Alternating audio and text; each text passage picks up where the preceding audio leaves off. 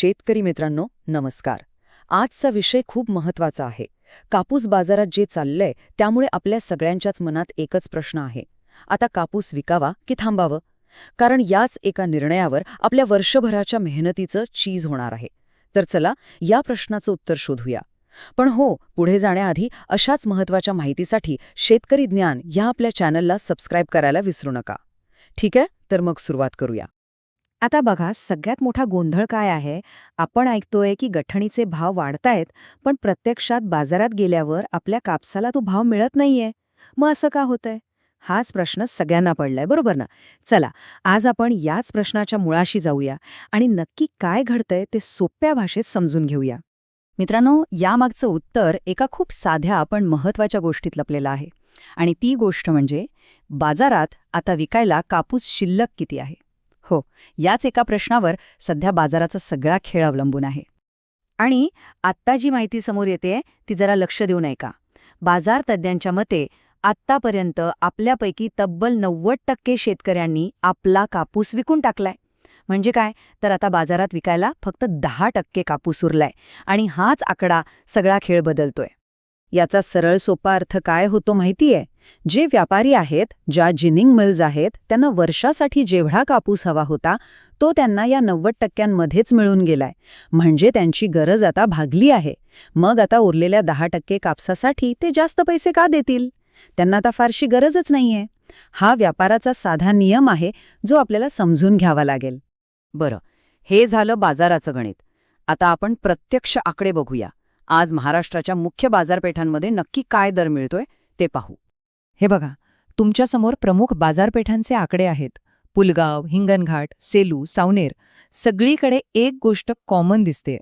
आवक चांगली आहे, भरपूर कापूस येतोय, पण दर बघा 8,000 ते साधारण 8,500च्या आसपासच अडकले आहेत.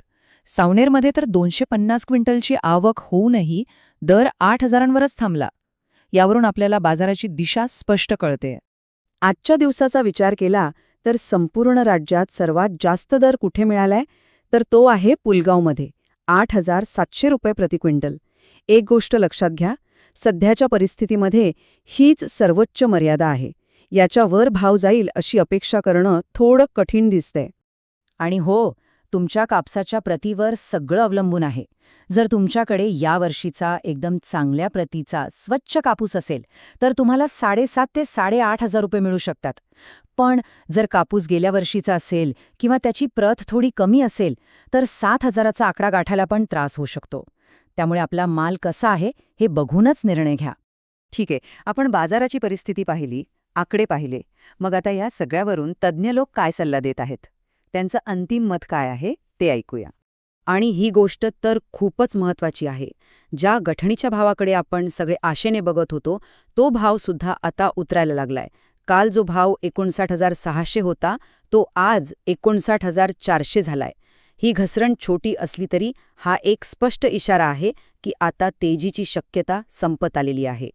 तज्ज्ञ तर अगदी स्पष्ट शब्दांत सांगत आहेत, जिनिंगचा हंगाम आता संपत आलाय. भाव आता वाढणार नाहीत, उलट ते कमीच होतील. कारण सोपं आहे, मिल्सचं काम जवळजवळ पूर्ण झालंय. त्यांना आता कापसाची गरज नाही. त्यामुळे भाव वाढण्याऐवजी तो कमी होण्याचाच धोका जास्त आहे. मग आता आपण काय करायला पाहिजे? 3 सोप्या गोष्टी आहेत. 1. तुमच्याकडे जर चांगल्या प्रतीचा कापूस असेल तर तो विकायला काढणं हेच शहाणपणाचं ठरेल. 2. तुमच्या जवळच्या बाजारात काय भाव चालू आहे ते तपासा आणि पटकन निर्णय घ्या. आणि 3. सगळ्यात महत्त्वाचं, भाव अजून खूप वाढेल या आशेवर थांबू नका. त्यात धोका जास्त आहे. एक गोष्ट लक्षात घ्या, आत्ता कापूस विकणं म्हणजे नुकसान स्वीकारणं नाहीये. उलट बाजाराची परिस्थिती ओळखून योग्य वेळी योग्य निर्णय घेऊन आपलं आर्थिक नुकसान टाळणंय. आपल्या हातात जे आहे ते सुरक्षित करणंय. मित्रांनो, एक गोष्ट नेहमी लक्षात ठेवा, शेतीमध्ये फक्त पीक घेणं महत्त्वाचं नाही, तर ते योग्य वेळी विकणं हाच खरा नफा असतो. योग्य वेळी घेतलेला एक हुशार निर्णय आपल्या वर्षभराच्या कष्टाचं मोल करतो आणि आपल्याला मोठ्या नुकसानीपासून वाचवतो. तर मला आशा आहे की या माहितीमुळे तुम्हाला तुमचा निर्णय घ्यायला नक्कीच मदत होईल.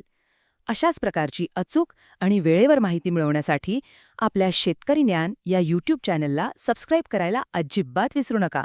धन्यवाद.